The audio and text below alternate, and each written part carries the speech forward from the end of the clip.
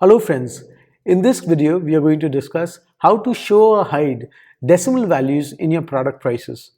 So if we go back to our website, we'll see that all the product prices have got some decimal values, but sometimes what happens is all your products are basically rounded to a double zero and you don't have these paisas, or if you're doing it in dollars, then you don't have, just dollars you have as round figures, you don't have it in decimal points. In order to hide these decimal points, we need to go into store configuration and say hide decimal value. So you can get that from user experience under settings, and you say hide decimal values.